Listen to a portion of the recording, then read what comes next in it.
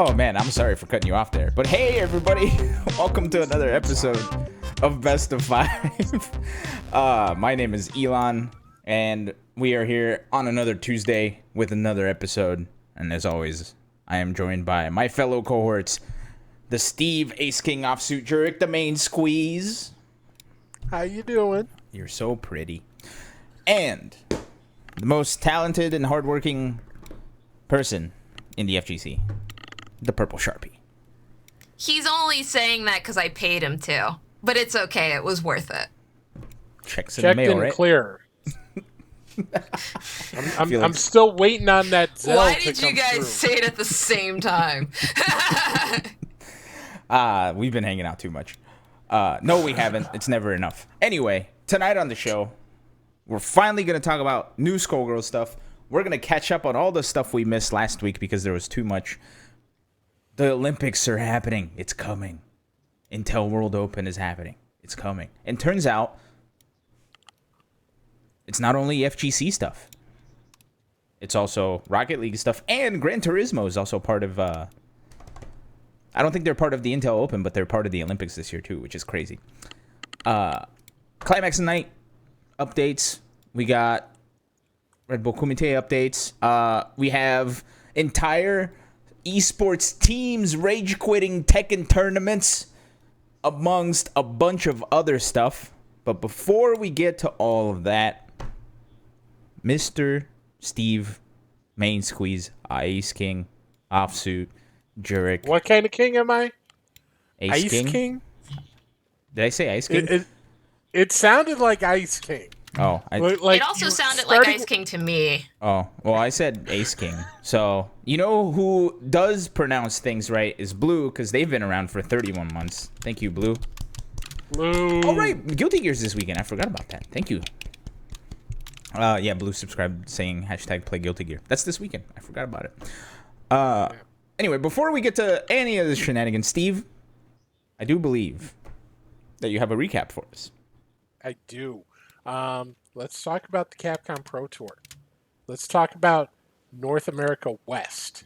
The first crack at qualifying for Capcom Cup for players in the US and Canada.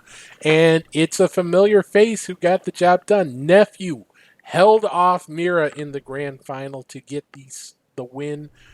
Second year in a row that Nephew is your winner out of the North America West region. You see the rest of the top 8, a lot of familiar names. Samurai, Commander Jesse, Filipino Man, all 3 of those players made top 8 last year. Alex Myers made top 16. He was my pick to make top 3.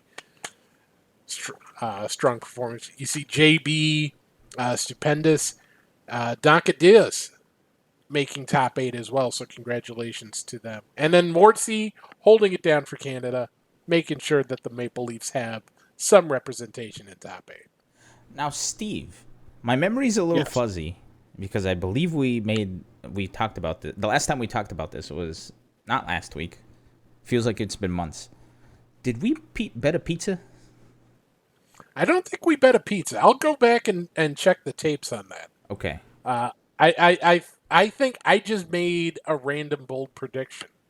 Okay. That ended up not coming true. Yeah, because you picked Alex Myers. I feel like I picked Samurai. I don't remember. Anyway, we'll have to go. We'll check the tapes. Because, yeah, we started talking about that, and then we got caught up in all of the stuff around Ceroblast. Mm-hmm. And that ended up being a thing. Mm-hmm. Oh man! Mm-hmm. Can I just say I love this shot? You're welcome. I'm just surrounded by goodness. I've got Alana up here. I got Sharpie down here. I've got. Is it that way? Nope, it's that way. I don't. My left right is mirrored, so I get hit with the mix up every time. But I've got results right here. Oh man, it is so good. It's so good. I'm happy you like it. Nestled right in there in the middle of the show because you're the engine that makes this show run. I'm no sort of engine. Alon, Did you get a chance to check any of this out? I did. I got to watch top 16 into top 8, and I got to watch a little bit of top 8. And man, it's crazy how fun it was to watch a tournament again after not watching one for a year almost, if I'm going to be a completely frank. I think I just got really burned out on watching online tournaments. So watching NA West was super cool. Saw a couple roses in there. Saw a couple people doing some crazy stuff, including Mortsy, like completely killing Stupendous with his Fong. It was kind of crazy. Also saw Stupendous do some crazy to Mortsy. Sorry for the curse, but now my audio is isolated, so you can just cut that out. So I can curse twice as much now. But all this to say, the tournament itself was super fun to watch. I kind of turned off commentary and just watched the game. And I turned off Twitch chat and just watched the game. And this isn't like as a dig to all the commentators, because commentating is a skill that is extremely difficult, and the people that were commentating are amazing. But it was just one of those things where I just didn't want much context to the games. And I think that's kind of how I'm enjoying fighting game tournaments nowadays, just because I'm sure somebody's going to mention lag somewhere, and it's going to mention that it's online, so it's not supposed to count or some shit. Sorry again. But so I just turned everything off, focused just on the game, watched it on mute even, and I had a blast. Like, the matches were really good. I had a grand old time. The thing I didn't have a grand old time with is the fact that they did like there are too many breaks still in streaming. We need to figure that out. We need to make it. They need to make money, Elon. You know, look, like I'm not saying we shouldn't run ads and we shouldn't take breaks. I'm saying I think we need to be a little bit more creative with how we do things. But that's been kind of my gripe for years now, so we're not going to get into that. But anyway, all in all, super cool to watch. And it's certainly a tougher challenge to do that in an online setting where you have more natural stoppages in play. Because, you know, when you're talking about going from one set to another offline, you just unplug controllers, you plug in controllers, you've got, and you're good. You literally have everyone you need 10 feet away. Online environment, you've got to go through, in some cases, a lot more, especially for games that aren't necessarily set up for, okay, we're going to use this platform to stream our online tournaments onto Twitch and whatnot. So, you know, obviously there are some things you could do programming-wise that, you know, weren't necessarily at the forefront of the thought process when this game was in development. Yeah, this game is old. This game's almost 5 years old. 6 years old. Yeah. We're talking about already on the 5th season. You know, we weren't necessarily expecting this to be a 5-year game. But here we are. Here we are. Pardon me. Excuse me. Whoa, don't die on us here. I'm not going to die because there's too much action to watch this weekend. I know. It'd be great for views. It would be great for views. The drama. Wow. Steve, wow. I have a question for you. No, you don't get to exploit my death for ratings. We'll talk about that man. later. We'll iron out the details later. What details? No! That's all the details. We need it in writing, you know? Yeah. Oh, we'll do what's the thing where you just do like a blood signature where you just prick someone's finger when they're sleeping, just put their thumb on the dotted line. That sounds disgusting. I'd be more concerned about how much Elon has thought about this, honestly. That's concerning to me. I mean, and that's just gross. And I regret saying it a little bit. Here's your writing. What are you writing? You can see that. No. Oh, I can't see that, so that's not legally binding. It's because it's an audio podcast on Spotify, which you should definitely be listening and following us on. Go to spotify.com/bestofvshow to follow us. I don't I don't think that's our. I don't think that's actually our link at all. Please don't actually go to that link. I don't know our link. I didn't derail it this time. We Wait, did I? We don't have I mean, we're on Spotify. We just don't have the Best of V Show name on Spotify, as a link. We do have that on SoundCloud, though. Oh. SoundCloud.com/Best of V Show. You find us there. Also, we've got the links on our Twitter. So if you follow us at Best of V Show, you can find all the links to our Spotify, Google Podcasts, Apple Podcasts, Stitcher, all of that good stuff. Cool. And YouTube. We're on YouTube, too. And YouTube. Now, also, go ahead. Last plug. If you're watching this and you aren't subscribed to us on YouTube, please do. Because once we hit 100 subscribers, then we can actually change our name. So we could possibly get the Best of V Show link, which would be nice. So that's my little call to action there. I'm officially That'd be YouTuber. nice. All right, and whoever is the 100th subscriber, you'll get a pizza from me as long as you're in the continental United States, and I can DoorDash it to your house. Let's go pizza. Pizza. All right, I was not the one that derailed it this time around. However, we got tournaments this coming weekend, too. yes, we need to look to the future, Steve. Let's look to that future, because we've got another CPT event to keep an eye on. Asia East. That is going to take place this coming weekend on Capcom Fighters. If you want more Street Fighter action, there's also sets on Monday. That's going to be Meta RD versus Shine this coming week, which would be interesting. If you're in the mood for Mortal Kombat, Intercontinental Combat takes place this weekend. This is the 8th round, the final round before the regional finals for Middle East and Europe and Australia. So definitely give that a check if you want to see some hype MK action. Nice. Who doesn't want to see hype MK action? Tell me now. Nobody, that's who.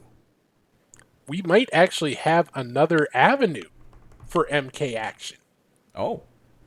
This was teased today. The Twitch Rivals account tweeted out a little 2-second audio clip.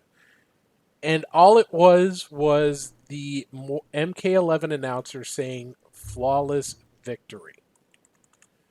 So that does lead us to think that, yes, the next Twitch Rivals event will be Mortal Kombat based. It would be funny if that actually got us copyright infringement. Because it could actually, now that I think about it. Paco Stevens is our homie.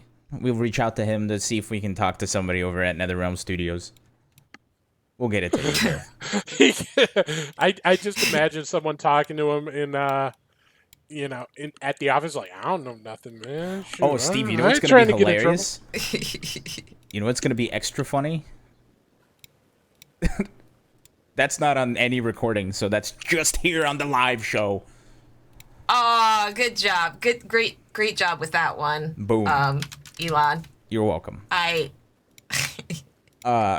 Anyway, so Twitch Rivals, Mortal Kombat. Twitch Rivals has been killing it with the FGC events. We got Marvel. We had weightlifting not too long ago, thanks to Rick Dejado putting it up there. We had, what was the other one? KI? Yeah. Those Twitch Rivals. You had Marvel Lives. Mm-hmm. So yeah, and it's, with these Rivals events, we've sometimes seen it be, high profile Twitch streamers who aren't necessarily connected with the game.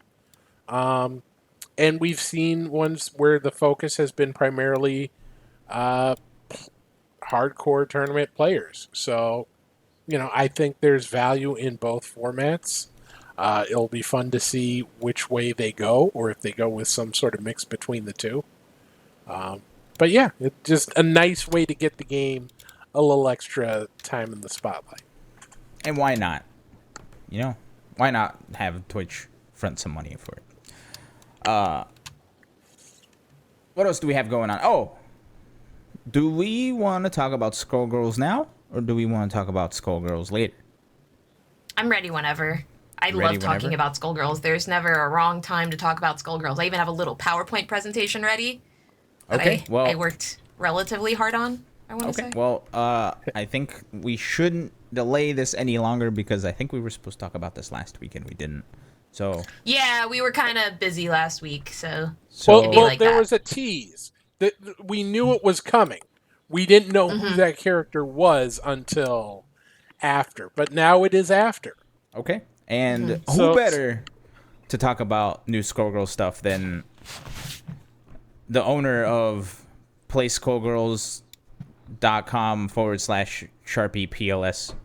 That I butchered that link a lot. It's totally wrong. It's playskullgirls.sharpiepls.com to pick up the game, which is currently on sale right now on Steam. You can pick up the entire Season 1 pass with a brand new DLC character, which we'll be announcing in a moment. Now, Skullgirls aficionados, I know you, like me, have been waiting a very long time for this moment. We have been hearing a lot of DLC. We finally got Annie. Hopes have been high. Tension rose as we were sitting there waiting for Future Club and Hidden Variable to announce Roxy. They did not. It didn't happen. Roxy was not at her moment yet, but we did get something amazing. We got a brand new character, and I'm sharing the wrong thing. Sorry. I'm trying to share another thing. Yeah, so how about we just take a look at the trailer? Let's link that. I want ice cream too. Ice cream. We all want ice cream. Wait, wasn't there a character already named Umbrella? Yeah, she's part of the lore. That's the thing. There's like so many moments or so many bits of lore that have already been built up in the game over the past. Yeah. The new Skullgirls character is Umbrella. Her parasite is called Hungern, and Umbrella is a small character with big swings thanks to her living weapon, Hungern. While she is slow with limited movement options, she can use special moves to approach with some risk. Most of her attacks will involve Hungern in some way. Hungern will get hungrier as the match goes on, or after performing certain actions, and his hunger level will influence his move properties. For example, if Hungern is starving, normals that use him are slower, but moves that involve devouring the opponent are stronger. If Hungern is overstuffed, moves that involve him conjuring something from the depths of his stomach may have bonus effects. Hungern is quite ravenous and dangerous when he's hungry, but not yet starving. Expect to be rewarded if you can maintain this narrow window of power. And Umbrella players will have to manage Hungern's hunger level, or at least adapt to how her moves change based on Hungern's state. So there's a lot that we're really excited to see with Umbrella. And I absolutely have to say, she looks really, really good. It looks like there's going to be a nice little balance between her and some of the other members of the cast, and she's what I would like to call kind of a gimmick player, right? She's very circumstantial around this one play that she has, which isn't really what a lot of other characters inside of the game have right now. They have really nice overall kits, but she's really, really one of those characters that has a weird window for when she comes through. Future Club Dev and Hidden Variable did announce when we're actually going to be able to see some of the first moments of Annie. The very first time that we're going to actually see her is in 2 months for Alpha. So those people who own the Season 1 pass, which is once again currently on sale on Steam, go to playskullgirls.sharpiepls.com to pick it up. It'll be available for you in 2 months. It'll be a really rough version, very, very rough copies, kind of like a sketch, like when Big Band, Eliza, and RoboFortune all came out, as well as Beowulf. All of it's going to change a lot, and you may even get a chance to see her brand new stage with her music as well. Beta and early access is what Annie is in right now, and that will be Q3 of 2021 when that's going to be available for everyone with the Season 1 pass and beta, and that's going to be a more finished version of what Umbrella will look like, with some changes to probably how she plays and how her damage goes. And then finally, she'll be fully released by the end of 2021, which is when you'll be able to get her if you have the Season 1 pass.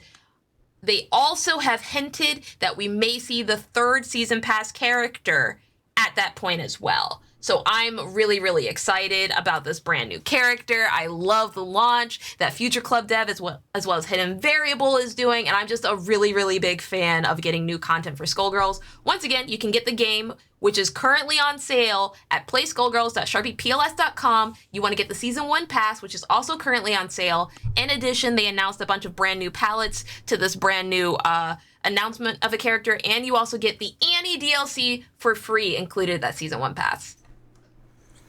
Dang. And just to add to all of that, while you were talking, Skullgirls just tweeted out that Future Club is going to start. They're going to start doing animation streams starting tomorrow on the Future Club Twitch channel. So, yo, I thought you were about to say something about a new character coming out. I was stressed. I can't outwork you on the Skullgirls angles. You got me covered. You know what? Go ahead. Sorry. I was gonna make some sort of Adam Schefter / Woj bomb reference, but you know what? It's probably for the best that I don't. So go ahead. So I want you all to be witness to what's about to happen here, because I've been meaning to do this for a couple of months. Let's see. Here it is. Skullgirls second Encore. Install. Next. Finish. Okay. Well, He's doing it. Now I'm going to pause it because I don't want the stream to the bandwidth to stop.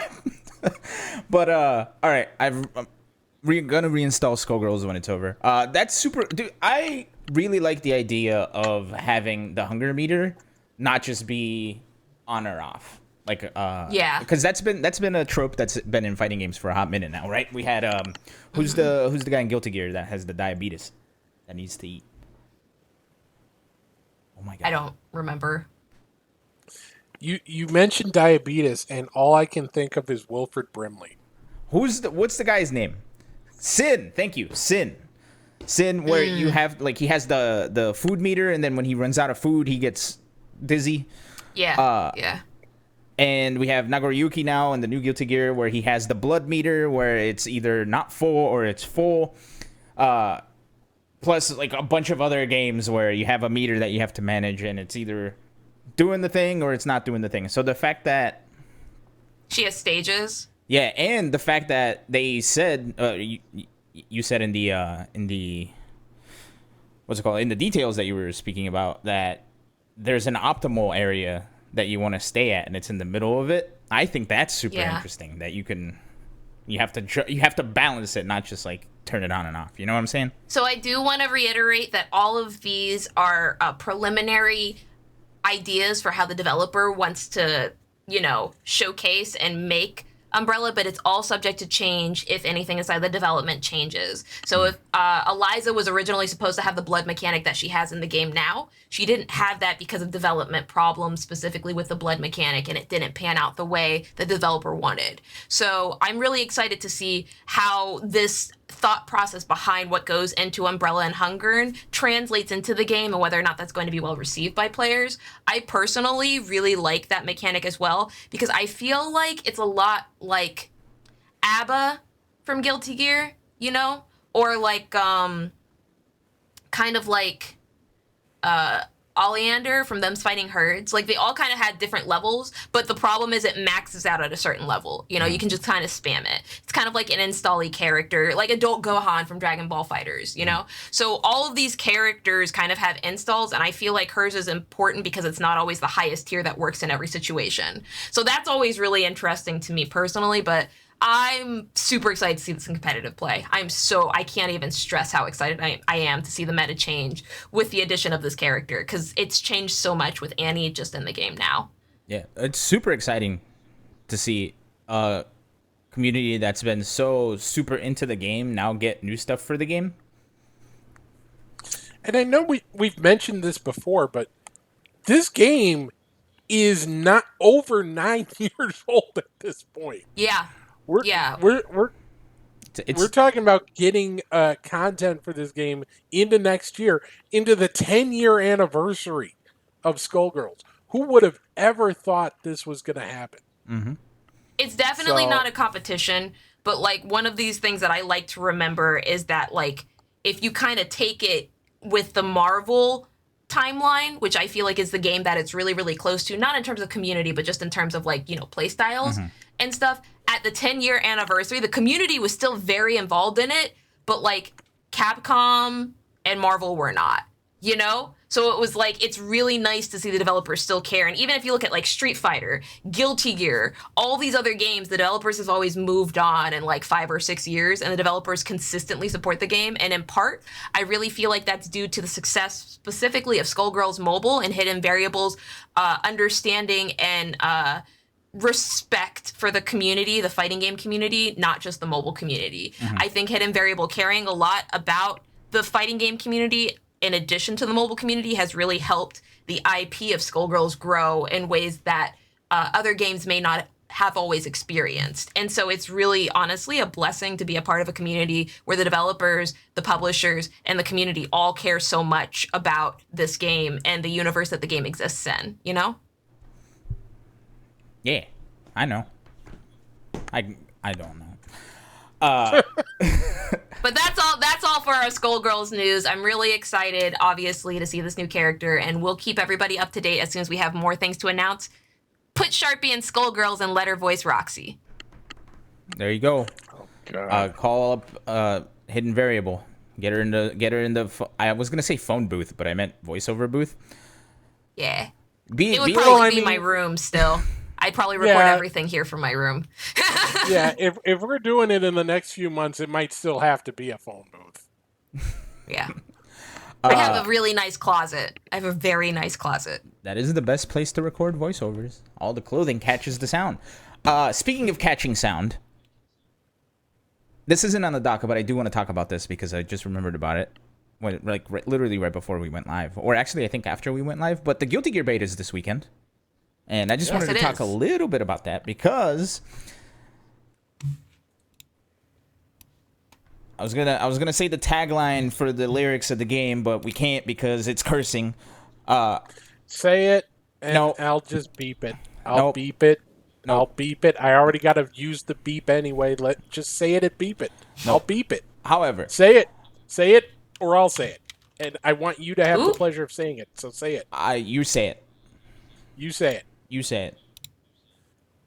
That is bull blazing. Thank you. Very, very well dictated, but not read.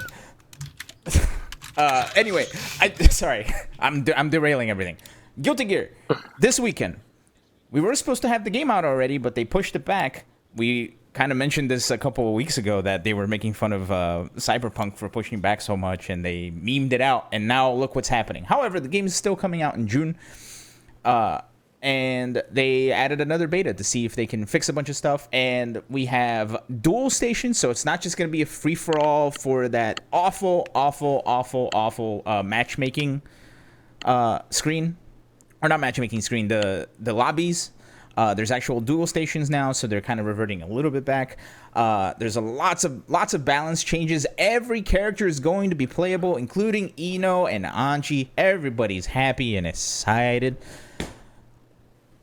What else is there? I'm trying to think. I'm pulling this all out of the back of my brain. I can go with New Genesis comes out this weekend as well. Unrelated to fighting games, but also a very good game that fighting games players should play. I can hit you up with start times if you want. Yeah, hit it. So I know the client went live. You can download the client on your PlayStation 4s as of last Friday. And PS5s. And PS5s. As of yesterday, I believe. So was it yesterday? I thought it was a Friday. Yeah. Anyway, you're probably more right than I am. If you have the previous the client from the previous beta, that should update automatically, but you can still go to the PS4 store or the PS5 store and download it. The beta starts for the US. It starts on Thursday night, 11 p.m. Eastern, 8 p.m. Pacific. Those of you watching or listening in Europe, it will be 5 a.m. Friday, CEST, 4 a.m. in the UK and 3 a.m. Greenwich Mean Time. And that will run for 60 hours. So, Easy Pete's. That is a lot of it hours. goes, from Thursday night to Sunday morning in the US, early Friday morning to late Sunday evening in Europe. Exciting. Especially because everybody's been kind of hungry for Guilty Gear, right? I was just thinking, we were talking about how we were reacting, or not how we were reacting, how we were reminiscing about going to tournaments and reacting to reveals. And, man, I'm pretty sure everybody was thinking that we'd have Guilty Gear by now. Everybody was going to be, have their hearts blazing. Yeah, my RAM was going to be nice, and not just her feet. Gross. I mean neutral game. I mean footsies. Do you want to share something with the rest of the class, Miss Sharpie? Do you need to have that discussion? Footsies are gross. That's why I play Milia. Anywho, I'm kidding. I don't play Milia. Not anymore, at least. Oh, but this is an open beta, by the way. I should mention that. So first one was only open to people who pre-ordered. Now this one is open to everybody. So no excuse for you to not give this game a try at some point this weekend, unless you're busy. Then you have an excuse. Yeah. Also, I do want to mention one thing, because I literally just found out about this. But a while back, I got a refund from PlayStation for $64 and a couple of cents. And I was very confused. I was like, why is PlayStation giving me a refund? Turns out that if a pre-order that you made gets delayed, they refund it for you and they cancel the pre-order, so you have to pre-order it again. So, if you pre-ordered and you got yourself $64 extra in your bank account from Daddy PlayStation, go ahead and pre-order again, if you want. If not, I don't know, just wait for the game to come out or something. Or use it to subscribe here at your favorite podcast at Best of V Show. Yeah, you can give 10 subs with $64. Or you can follow us on Spotify for free. And you still have money for pizza later. All right. Now that I've derailed the show enough, and we talked a little bit about Guilty Gear, I do want to talk about, since we're already on the anime wagon, the anime train, the anime airplane, let's go ahead and talk about Climax of Night. Because we got some new developments from Climax of Night. Don't we, Steve? We do. We knew the general vicinity of when it was taking place. They did say it was going to be in November, but they did not give a specific date. However, this past weekend they did. So that is going to take place on November 20th and 21st, in Atlanta. So you've got registration will be open soon, not yet, but keep an eye out for At Night's Climax. That is going to take place at the Crown Plaza, Atlanta Midtown. So, wow. If you head down to the ATL, hopefully you'll see me there. Fingers crossed. No guarantees. Who'da thunk we'd see a tournament in the year of 2021, after the first half of 2021? Who would have thought the very first tournament would be a tournament that literally started like 3 or 4 years ago from the Undernight community and Melty Blood community, where the biggest meme was how small of a game they were. Who would have thought they would have been one of the very first people back before we even got an Evo? From the bathroom to the Crown Plaza. We made it. Yeah, I say we, but... No, in all seriousness, they've come very far, and I'm really, really proud of Shinobi and his team for setting all of this together throughout all of this at a point in time when there's so much uncertainty. They're able to create a very, very beautiful hub for a community that definitely deserves it. For sure. No, I totally agree. I should also note that they've got 4 games announced, and they have player caps on each game. So, Gundam Maxi Boost On is capped at 32 teams, so 64 players. Dengeki Buko Fighting Climax is also capped at 64. Melty is capped at 96. And Uni is capped at 192. So this isn't going to necessarily be 1,000-person major. But Good. Yeah. I don't think we're ready for that yet. Here's my Probably thing. not. Here's what I think about it. I think that there's a lot of organization that went into this, and ultimately, the fact that they're putting caps on it that don't really showcase, hey, here's all of these players that we want here. Show that, one, they're taking the pandemic very seriously. Two, that there's a lot of organization going on behind the scenes because they know exactly how much utility and how much staff they have ready to organize this event and run this event. And three, they really, really, really do respect people's health. Like, I feel like I need to reiterate that again. It's so obvious from these numbers. They could very easily have just been like, no player cap, open registration, 300 players, and make a bunch of money and sacrifice everyone's health and safety. But the fact they're not doing that is so beautiful.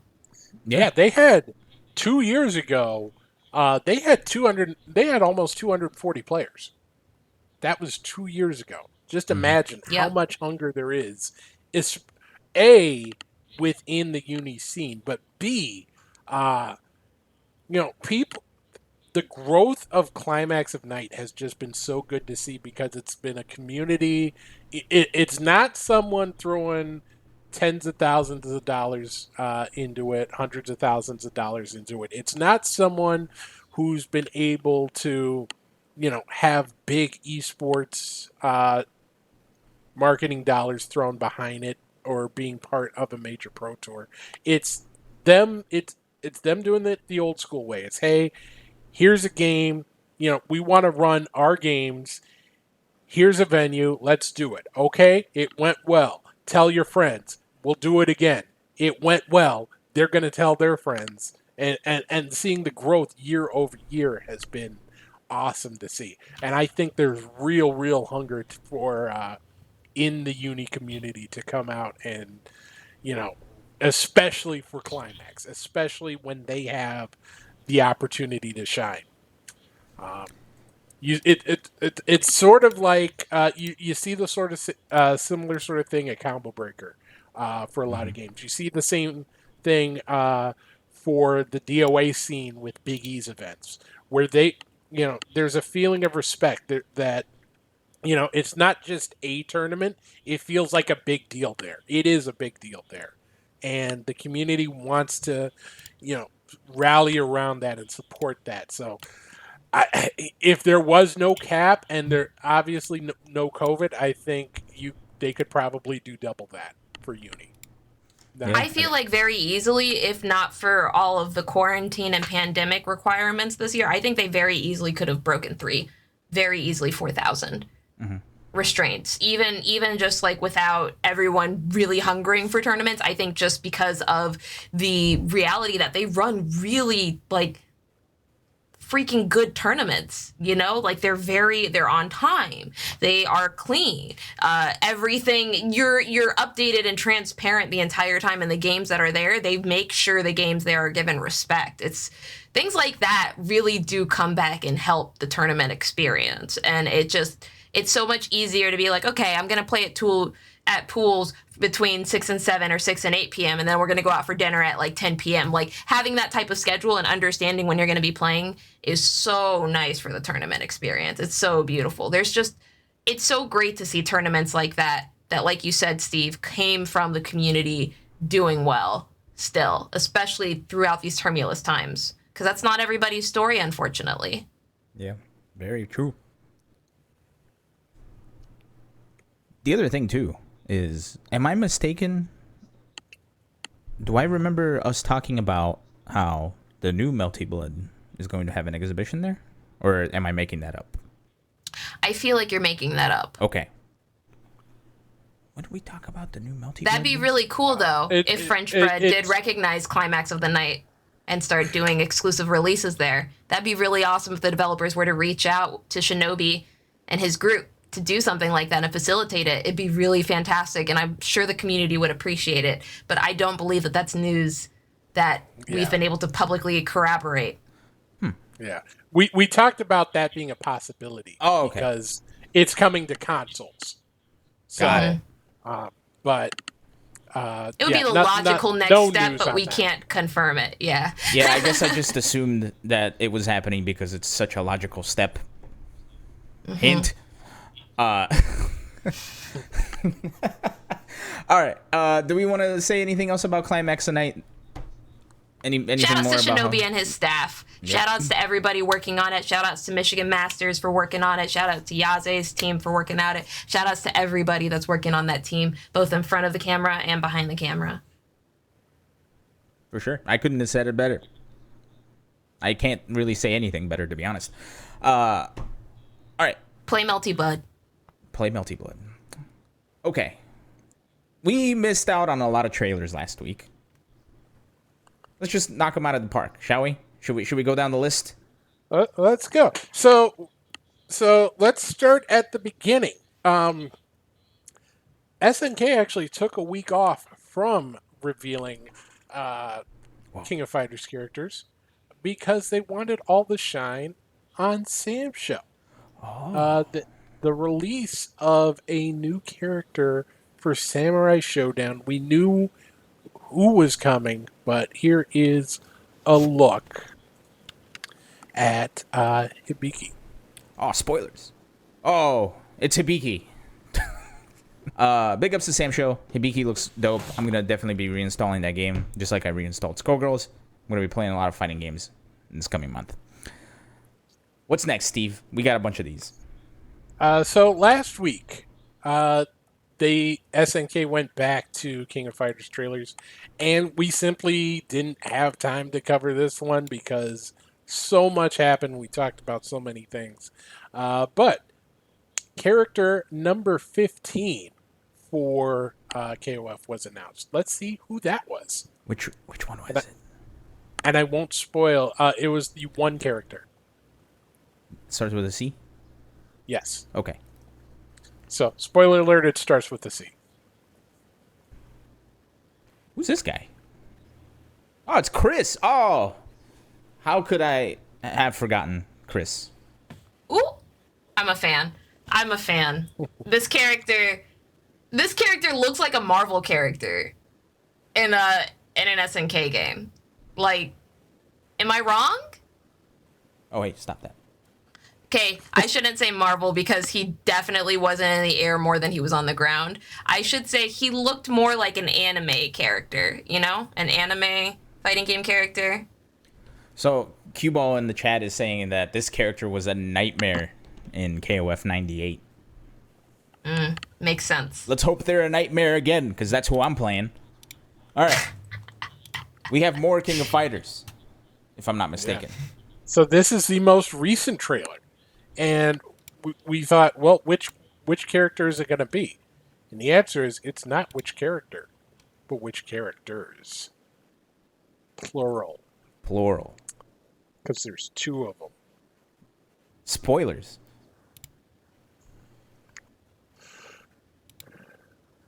Whoa. Oh, it's, what's his name? Rio? Yeah. Yeah. Oh, wait, I wasn't memeing before that Rio's actually in the game? Yeah. That's funny. Oh, and it's, Oh, how could I forget Robert? I'm... Oh, it's Team Art of Fighting. That's awesome. With King in there. So we are talking about... So here's my question. Is this double reveal simply to catch up for the week that was missed 2 weeks ago in terms of KOF? Or are we looking at the clock and saying, hey, we might be here a while if we only do one at a time. Let's pick it up a little bit. Wow, did they listen to what I said last time? About I was getting frustrated of getting one character a week. And that's not just me getting frustrated at one character a week. It's me getting frustrated at not having my hands on the game. But I think maybe it's we skipped a week. And we had a very strict schedule.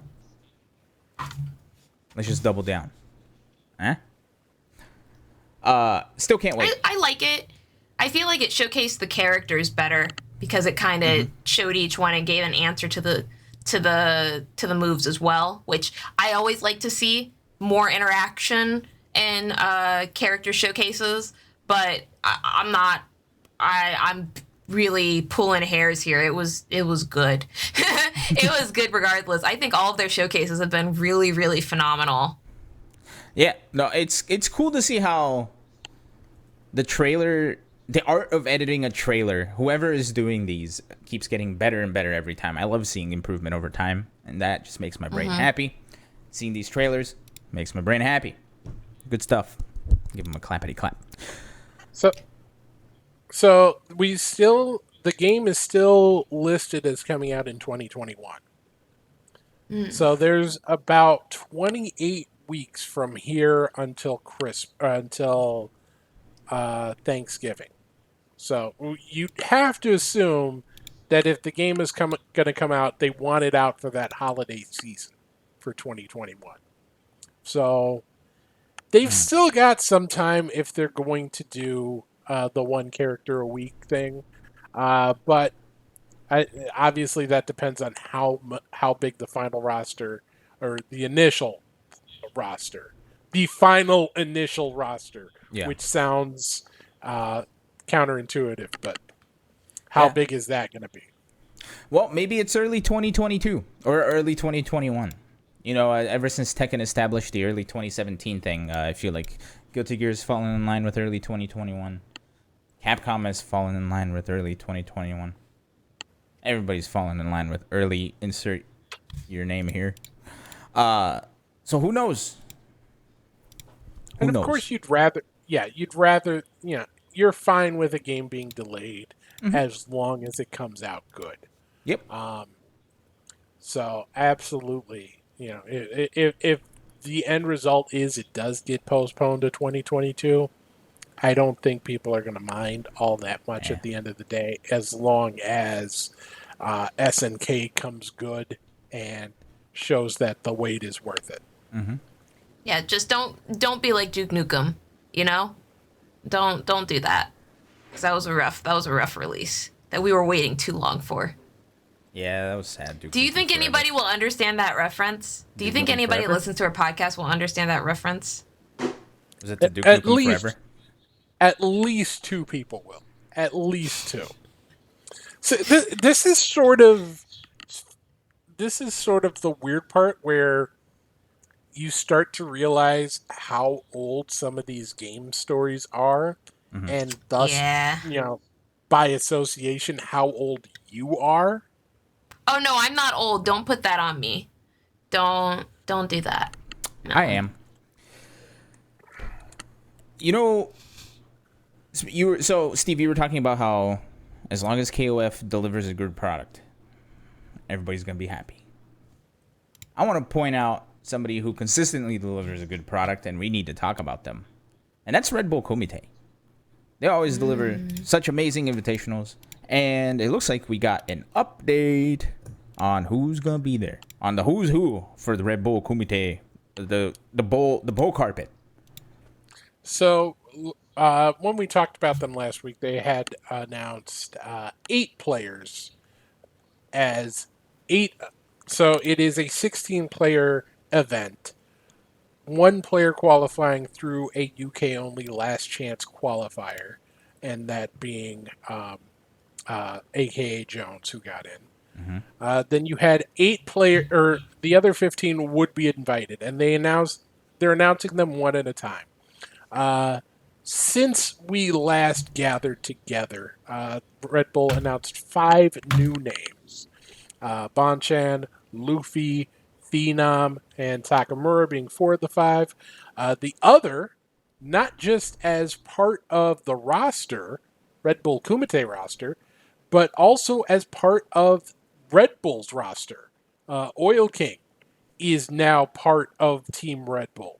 So, congratulations. Interesting. So congratulations to Dr. Oil King. Huh. First major event as part of the team is Red Bull Kumite. I believe Excuse me. It wasn't. I think Gachikun did Was that Gachikun a couple picked up years too? ago. Yeah, yeah. Gachikun got picked up, and then like the first event was Red Bull Kumite. I might be wrong on that, but yeah, still good to see. Good to see players get sponsored. Yep. Yeah. Especially with a company like Red Bull, man. They always seem to do so well by the players and by just everybody. So, big ups to them. Especially in an environment like this where you don't have a ton of events to go to, or as for this past year, any events to go to. So to see Yeah. players still get opportunities like this, it's great to see. Absolutely. Agreed. So, looks like there's 2 spots left. Invitee number 14 and invitee number 15. Who's going to be in those 2 spots? The next couple of days is when we will find out who those last players will be. I'm thinking Hawaiian Shirt Man for sure. Man, he needs to be there. I agree. I started watching his stream, and I just have to say, I'm not a big fan, of the Street Fighter playstyle. I mostly play anime games, but he has made that game so enjoyable for me. He really has, and he's one of the reasons why I've even started keeping up, honestly, with Street Fighter's updates. just so I can know more about his stream. I love it. Give me Hawaiian Man. Hawaiian Shirt Man. Put him in. Somebody get a petition started. Send it over to Red Bull. Let him host. Like, shoot, just let him host the event. Make him one of the commentators. You know what? Just have him at the Put him venue. on. Just have him at the venue. Just have him Let there, him so much literally better. showing before every single fight. He just says, "Oh yeah," like like the Kool-Aid Man. That's all he does. That's all he does. Just do that. Have him like host a red carpet. Oh, like man. for whatever reason, this FGC event gets a red carpet just so Hawaiian Shirt Man can host it and be like, I would just love to see players who have no idea who, I don't know if there's any left, who don't know about Hawaiian Shirt Man, react to him. Just sort of like experience the joy, the entire package that is Hawaiian Shirt Man. You know what Fanatical Milk is saying do a man on the street segment, and I think that's literally the best idea we've ever seen in chat. You don't even need ever. to change the name. Just call it Hawaiian Shirt Man on the street. Yes! Yeah, I would watch that! See, I would watch that. I would watch that, him doing anything. I would watch him literally eating a cold bowl of milk with some microwave cereal. I would watch him do it. Why is everyone so disgusted? It sounds very enjoyable to me. God, What I was gonna say is now that we've talked about Hawaiian Shirt Man hosting an FGC red carpet, I think for coming events, one of the big changes we need to have is a floral shaped carpet going into top 8 day. So if we're at, for example, if we're at Evo, if we're at CEO, if we're at Combo Breaker, any big major, day of, morning of, put the floral carpet out, have Hawaiian Shirt Man host the thing, ask everybody who's who in the FGC, what's going on. I want to see Hawaiian Shirt Man do like a Joan Rivers, like who's who at the red carpets type of thing. Who you wearing? Who you wearing? Oh, I'm Yes. wearing Combo Breaker 2018. This jacket was an exclusive merch for supporting the event through their Patreon. I was a big fan of promoting the FGC. Hashtag support FGC. And these earrings are courtesy of Next Hit Wins, And here's Taquito coming in with the Combo Dragon backpack. I would dominate that red carpet. I would come in stunted every single week. I would be ready. Oh my God. Pick up a sponsor for that segment. There you go. That's a free idea for everybody making a stream for an FGC major. You're welcome. Yeah, Combo Breaker. Yeah, Combo Breaker. That's how we doing it? Yeah. Oh man. Okay. Speaking of how things are done, we found out that one thing is still happening after not happening last year. The And that is the pandemic. Intel Open. Oh. What did you think I was going to say?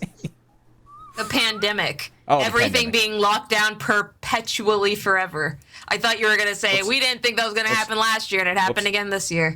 Whoops. Okay, sorry, I fixed it. A lot of swipes. None of them left. Yeah, sorry about that. All right, let's talk about the Intel Open, shall we? Because that's a thing that got re-announced. Is that the word? If you'll remember, last year Intel partnered up with Capcom and I forget the name of the company that's behind Rocket League to announce the Intel World Open, which would be an esports event associated with the Olympics. The finals would be taking place in the Olympic Village just before the Olympics were set to begin last year. Players from all over the world going through qualifiers and coming down to an in-person finals in Japan. Obviously, that didn't happen because the Olympics didn't happen and pretty much nothing happened in 2020. However, this past week, Intel announced that they are bringing back the Intel World Open for 2021 under a slightly tweaked format.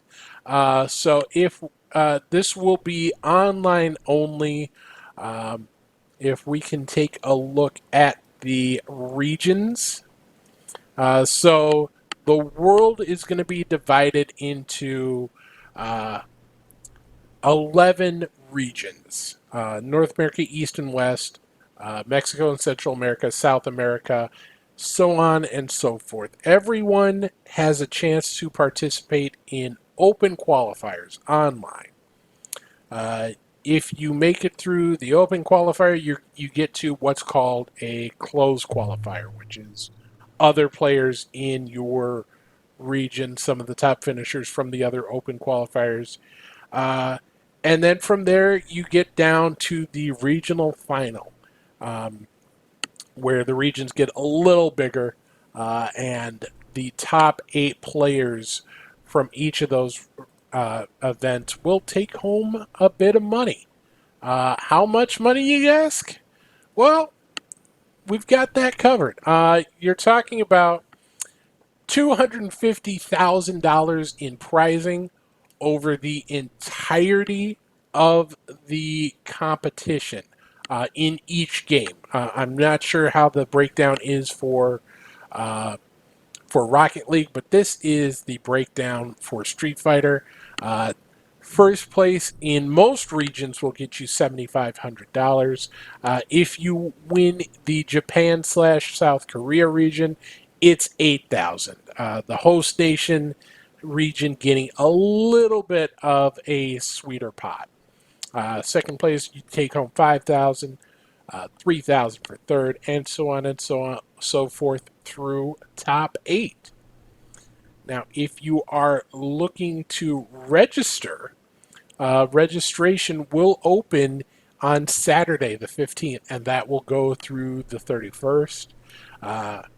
Open qualifiers will start on June 1st. Depending on where you live, there will be specific days for each region, and I'll throw the link to that in chat in a little bit. The closed qualifiers, aka the semifinals, will be the last few days of June into the beginning of July, and then the regional finals with the money on the line. Each of those will take place between the 16th and 21st of July. And if you wish to learn more about it, I'm going to put the link in the chat for the Intel World Open website.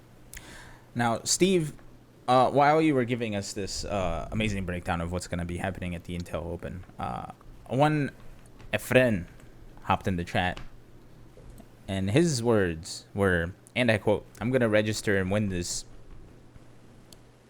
poop." They have Ultra, right? Steve, do they have No. Ultra? They do not. You've got 2 games. You've got Street Fighter V. You got Rocket League. That's it. You want to try some Ultra Street Fighter 4 stuff? That ain't gonna fly. Nope, not at the Intel Open. You want to throw down in Mortal Kombat? This ain't the place for you. Not at the Intel Open. You think Soul Calibur 6 is your game? It could be, but it's not your. This ain't the place for it. Not in the Intel Open. You think you're good at FIFA 21? Maybe, but this ain't the place for it. Not at the Intel Open. How many more you got? I've got several, but we're not gonna go there because this ain't the place for it. Not at the Street Intel Fighter Open. 5? Is Street Fighter 5? Is Rocket League? That's all you need. That's all you got. Is Rocket League the team or is it like a 1v1? That is a 3v3. Okay. Man, So- Team Rocket League is actually super hype.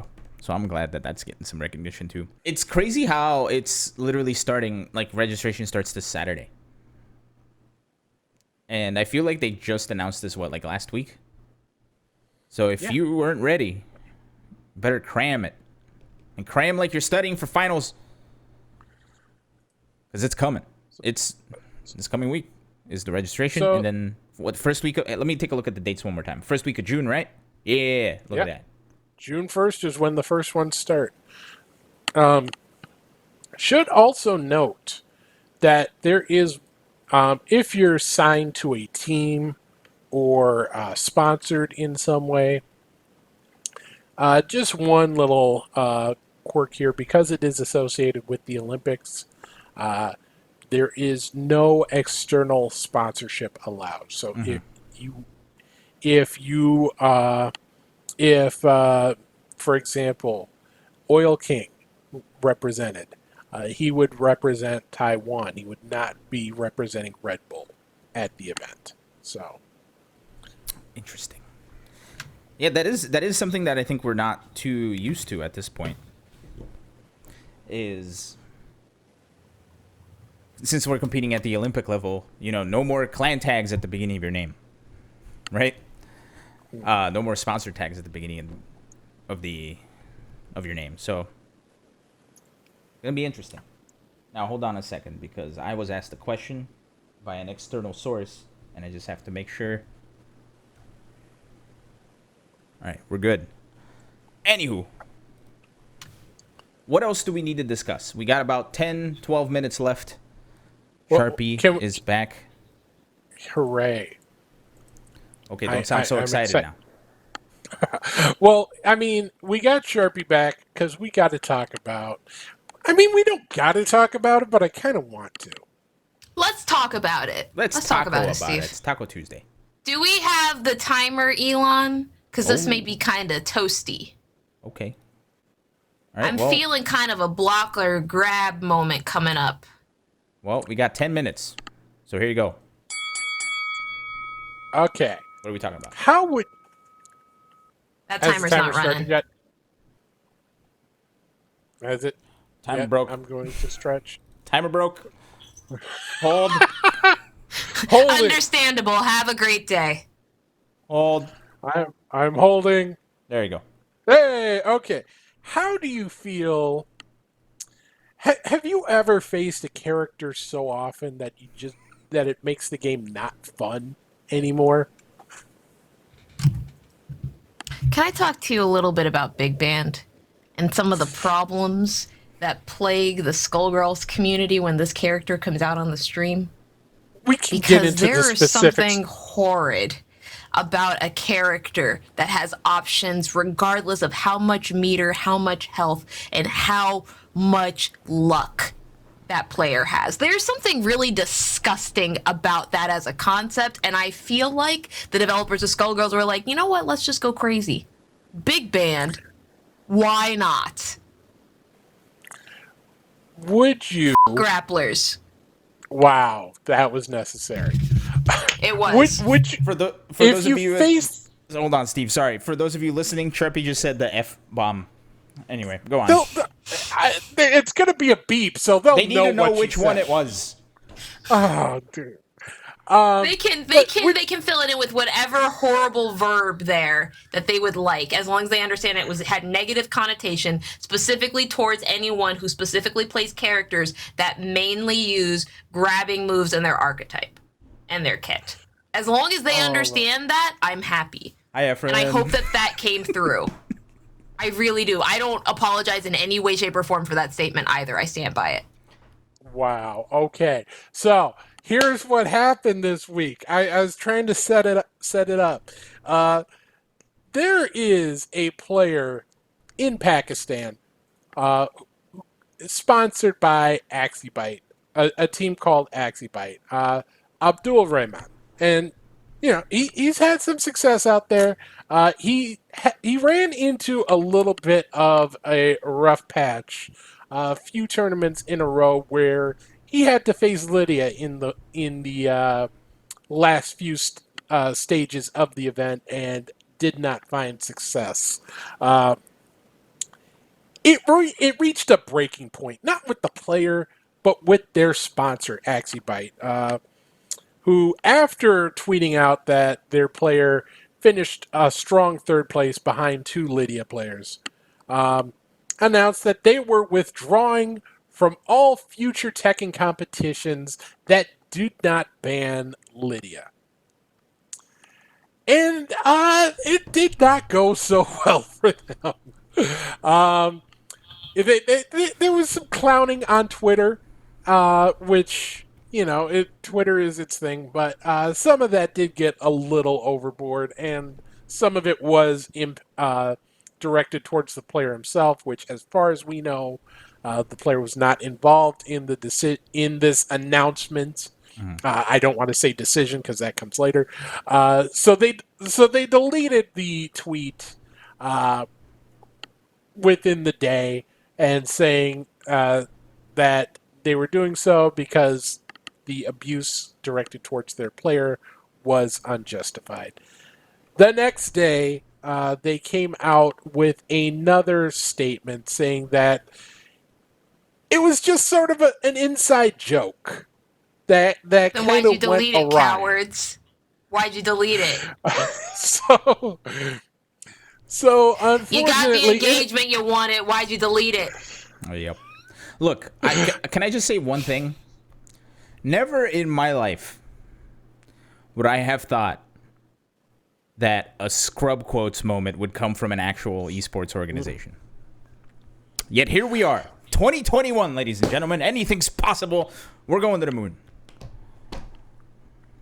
So, my initial thought was, if Lidia is if this had gained any sort of momentum in any serious momentum in terms of getting a character banned, I can just imagine Leroy sitting there like, whew, glad we got in there under the gun. Like Indiana Jones sliding under the door, reaching back under to grab the hat. There's so much that goes into these conversations. I'm just surprised that the sponsor even knew enough about the game to comment intelligently on it. Because sometimes sponsors don't be watching the games. Man, also, can I say something too? I don't know if you guys mentioned this or not, but did you look at their timeline before that statement was made? It's so good. There was so much salt. Literally, it was like, oh, our player's doing so great. He's coming up to semifinals. He lost to Lidia again. At least he's got loser's bracket. Oh, he's playing another Lidia again. He lost.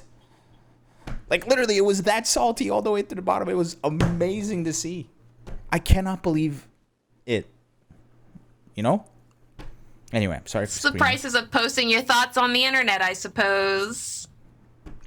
Yep. And that sort of, obviously the scale of this is not anywhere close to the scale of some people who have gotten in trouble for tweeting out something.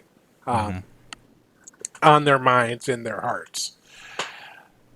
What I wish to implore people to think about when they use social media is part of communication is understanding your audience. When you're telling a joke amongst friends, your friends might be the entirety of that audience.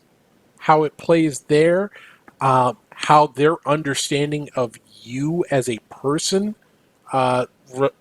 colors the joke or the statement or anything is completely different from how that would be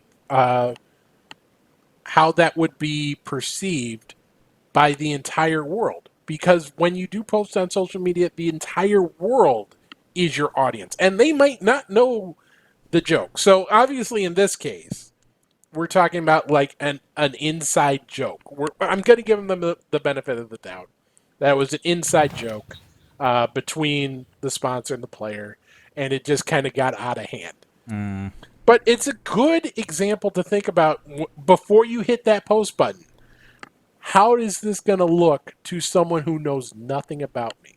Because anytime you tweet, anytime you put out a video or a TikTok, that might be someone's first and only impression of you. So you got to make sure that you're making a good one. Isn't it? And I know just think about that. Everybody who decides to DM me Potemkin TODs, just really think about what Steve said there. And just remember, that's going to be my first and only impression of you before I block you permanently on all social media. Sorry, my microphone just play Guilty Gear. Well, isn't that like the big cardinal rule? It's like you never get a second chance to make a first impression. I think just at the end of the day, I feel like they're just trying to cover their butts. Can't say the other word. They're just trying to cover their butts because what kind of an inside joke is that? Huh? I make inside jokes all the time at your expense, Elon. I know. Like I said, you were funny earlier, you know? I know.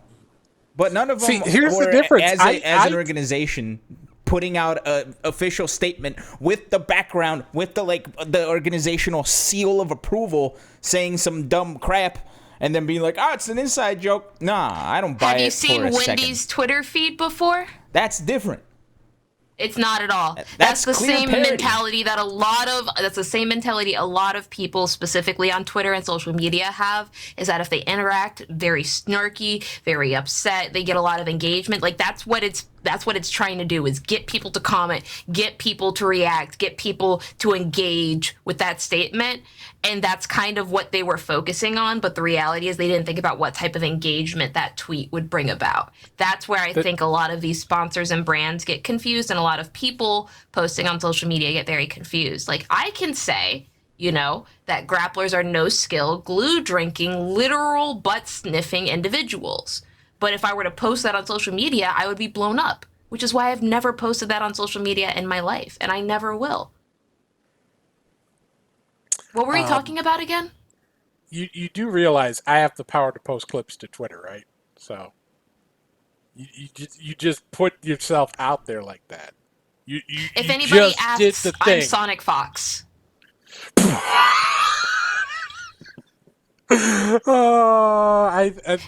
Everybody, is how you make a joke in 30 seconds or less. Have Sharpie write your tweets for you. Oh, good. We're done. That's it. We're done. Well, it's 7:30. Well, it's 7:29 technically. 30 seconds. Mortal Kombat movie, yay or nay? Yes. Yes, I agree. Fun times. Yeah. Did you watch it? I haven't seen it yet.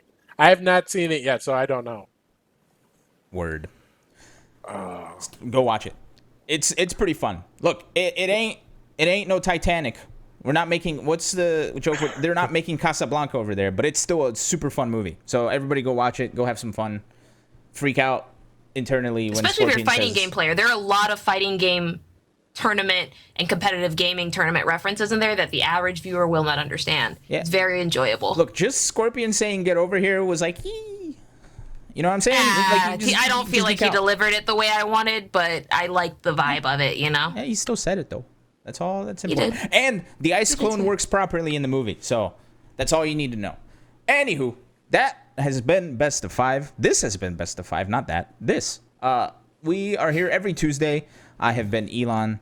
There's my tweeter. This is the I'm main... Sharpie.